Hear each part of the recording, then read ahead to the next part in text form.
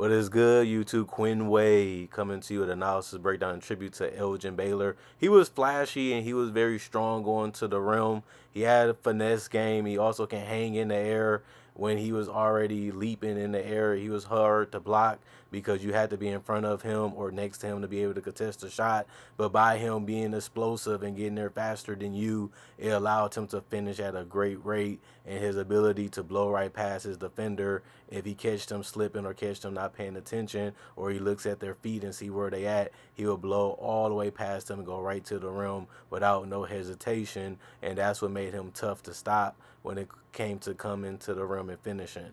And I will also say another thing that made him tough was the fact that he knew exactly how to attack and when to attack, and that decisiveness really made him a tough guard. And the fact that he would get there early and you couldn't really stop him, even because his footwork was always right and his handling was right, when to explode to the rim and when to use that athleticism as an advantage. And he can also dunk the basketball. He also had fun getting out in transition, and that was his strongest suit of using his explosiveness, was the fact that he can always get to the rim or get out and running faster than everybody, beat them all back and get an easy dunk. And that's what really made him special, was that hang time. Just dribbling with your explosiveness and just jumping right to the air was very dangerous. And the mid-range jumper is something that people don't talk about that much, but he can pull up off the dribble. He can come off a screen. He can get open and knock it down. He wasn't a guy that rushed his shot or forced his shot too much.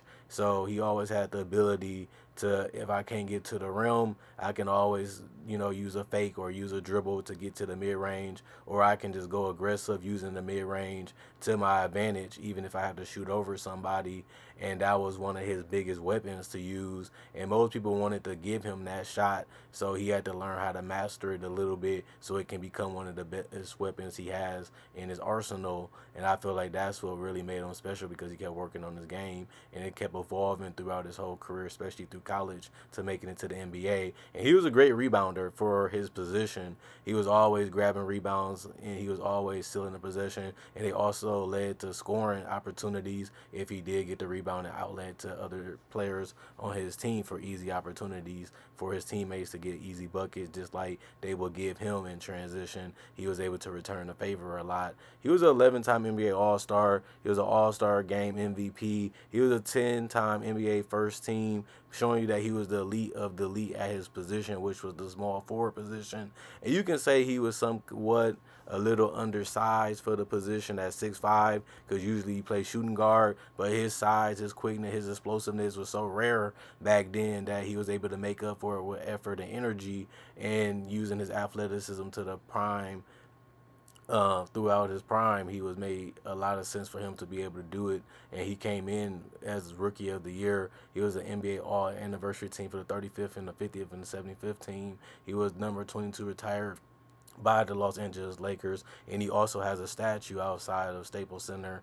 And he was great even with getting the NCAA Final Four Outstanding Player in 1958.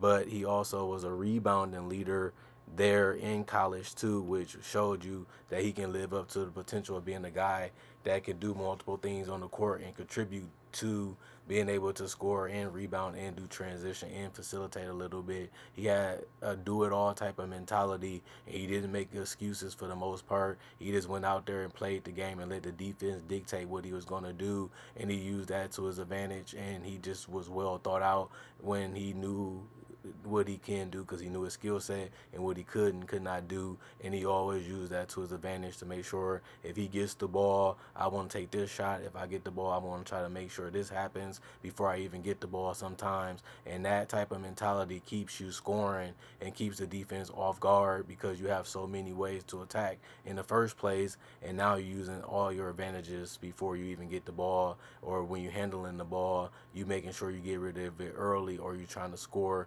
right away when you do get it, or when you're trying to handle it, find a teammate, or you're trying to handle it into a score. He just did it so fast and so quick that the defense didn't have a chance to really adjust, and you want to keep the defense at his heels, and that was something that he really did well, is keeping you moving, keeping you thinking. And then he'll just blow right past you, blow into a jump shot, and then he'll blow right into a pass, or you already see him grabbing a rebound and doing an outlet or being the outlet passer weapon to finish the play, and that was his game to a science. And you have to give Elgin Baylor a lot of credit for being able to dominate the game for 10 seasons as an All NBA first team player. Even back then, it was still tough because you had other players that were great, and you have to give him credit for being an all-star too for them 11 seasons, because it showed you that he was dominant for a long period of time. And they usually say you got to go at least 10 years to be given credit, as a great player and then as one of the all-time greats. And he was able to do that before he retired. Other than that, comment, like, subscribe, and share. Hit the notification bell for more analysis. If you like this video, I have more videos just like this and other videos with this type of typing. And if you like this type of content, I do it basically every day.